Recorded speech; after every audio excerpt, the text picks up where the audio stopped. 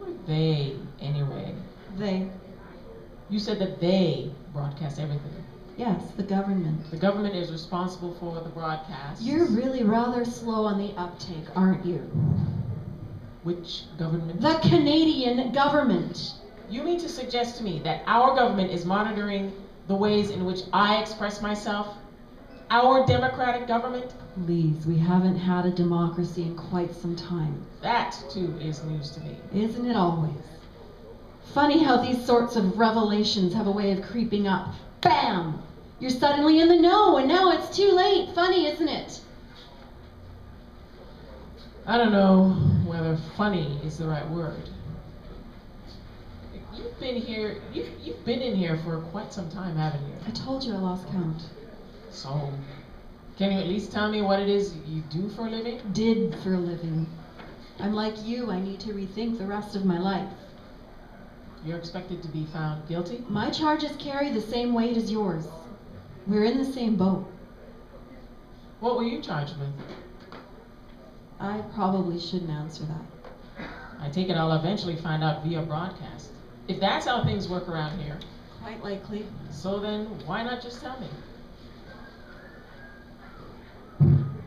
Okay, I guess I'll just have to wait to find out. They're all I've got. I beg your pardon? They're all I've got left, my secrets. I'll lose even those eventually. I see. At least you still have your ignorance. Excuse me? Quit asking me questions and you can continue to believe that things are all right. I'm sitting in a jail cell. How all right can things be? Huh, that's a pickle. You never answered my question. What is it you did for a living?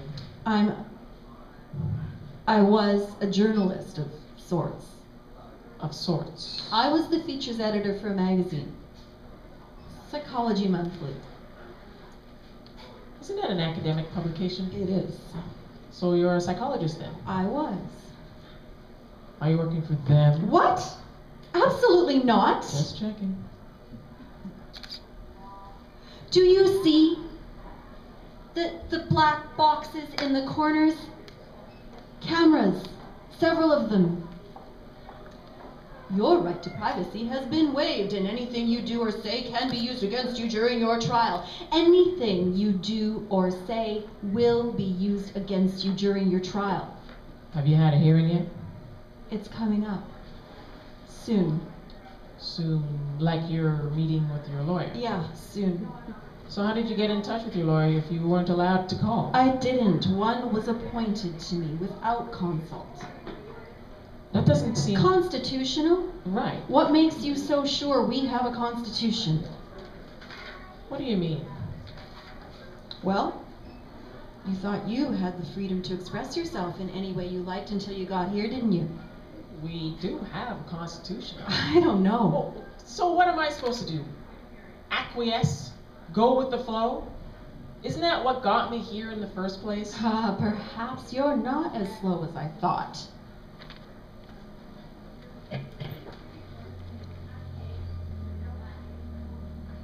What was the lecture you were to give in Savannah?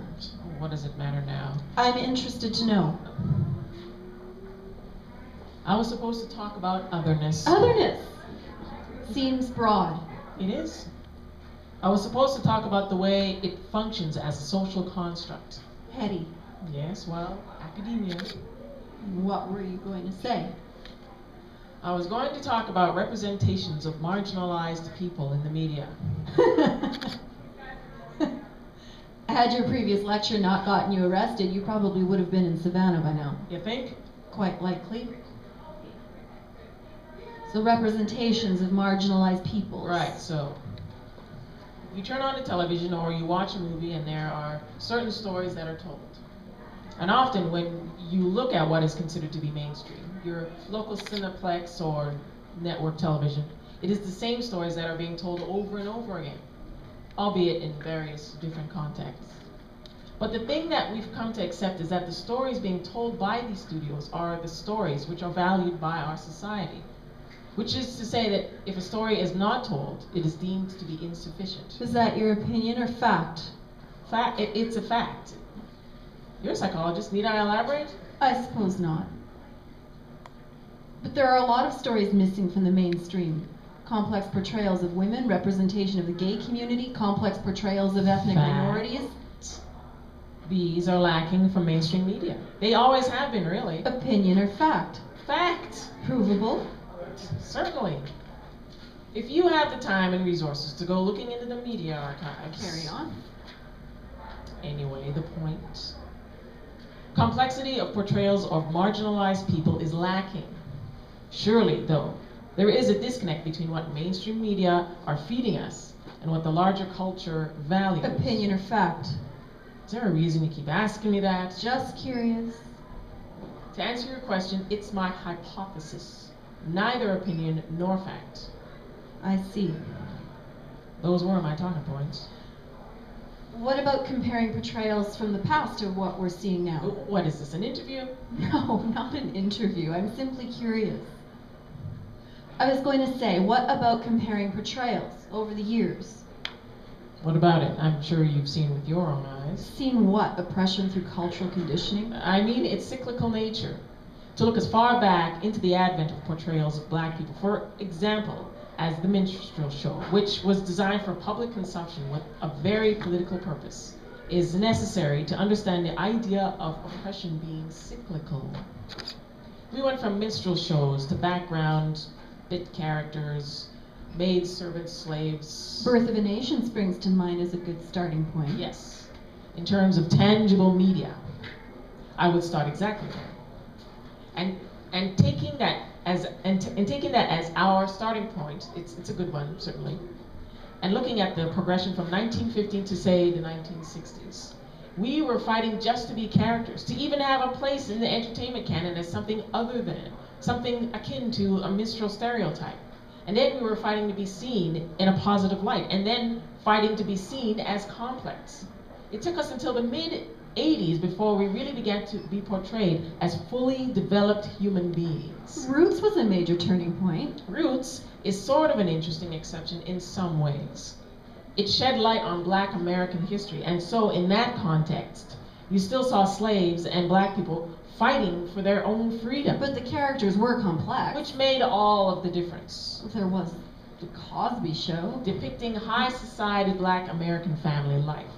In many ways, that began to suggest an emphasis on equalizing the portrayals of black characters with their white counterparts. The Cosby Show was an interesting turning point as well. What do you mean, equalizing? I only mean that it is interesting to look at the progression of the increasing emphasis on instituting the notion that black families and black family life as exactly the same as white families or white family life. I see. And then looking at the progression from 1984 until now. What's so interesting is that it really does seem as though we've come full circle. What would compel you to say that? The complexity of black characters has seemed to fizzle off, and now we're left with flashy images of ridiculous jewelry, pants around the ankles, women treated like objects. They may as well be minstrels. Rappers and basketball players? Rapping basketball players. The irony of it all is that at least black people as a community could rail against minstrel portrayals in their heyday, because at the very least they were characters being played by white characters in blackface. Now, we're portraying ourselves in such a ridiculous manner. We get angry about the marginalization of our community, and we harbor all of this resentment because of it. But who have we got to blame? I'm afraid I can't answer that. Afraid you can't answer it? Or afraid to answer it? Excellent question. But I won't answer that either. There was still work to be done. There was still work to do then. There is still work to do now. There is so much emphasis on portraying black people as the same as white people that any complexity tends to get convoluted or lost entirely in many cases. What do you mean? I just mean that the emphasis of portrayals is misplaced. So, what I'm getting is that you're suggesting that black people are not equal to white people. What kind of info? I didn't say that. I think that that's what you said. I'm talking about equity versus equality. We are not the same. fact, not opinion. Our differences in culture and experiences are ultimately equitable. Fact, not opinion. I hate to see that written into law. That's leaving a lot of room for loopholes. I'm simply saying that black people as a community don't necessarily experience the world in the same way as white people. Our respective histories are different. True, but otherness isn't exclusive to one specific group of people. Don't get me wrong, I understand your point, but why place such an emphasis on quantifying struggle? Everyone faces adversity. What makes certain kinds of adversity more valuable than others? Are you really asking me that? Humor me. I don't see the point if ultimately you agree with me. I didn't say that I agree with you. Then you don't agree with me? I didn't say that either.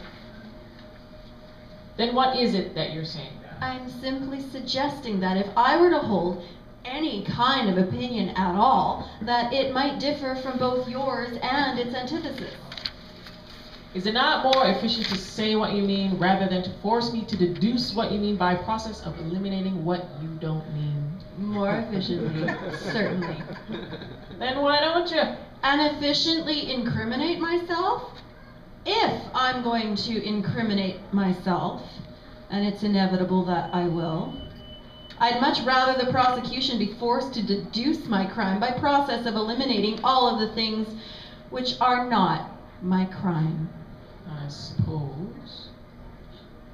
But if the prosecution's findings are ultimately the same... But it's not the result that matters. I'm more concerned with the way in which the prosecution arrives at its conclusion. If the regulatory committee wants to see my head roll, they're going to have to work for it. Is this your version of civil disobedience? There is no disobedience left to realize. There is only obedience, and there is death. These are your options. I refuse to accept that. Then you choose death.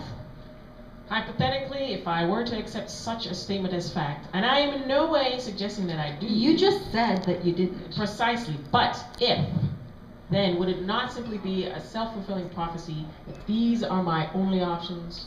How do you mean? Well, you stated that there is only obedience of the regulatory committee or death. Accepting such a statement as fact closes my mind to any other possibility. It is entirely possible that other opinions exist, but how can I know this if I have already accepted your assertion as fact that I only have two options? I'm inclined to see your point. Therefore, on some level, you're right, I do have two options. However, I've created this lack of other possibilities for myself by actively submitting to what you've just told me. Can one actively submit? Submission might suggest passivity. Is there any blame to be placed for our current situation? I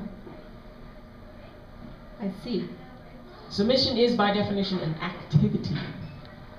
Then I suppose such blame does exist.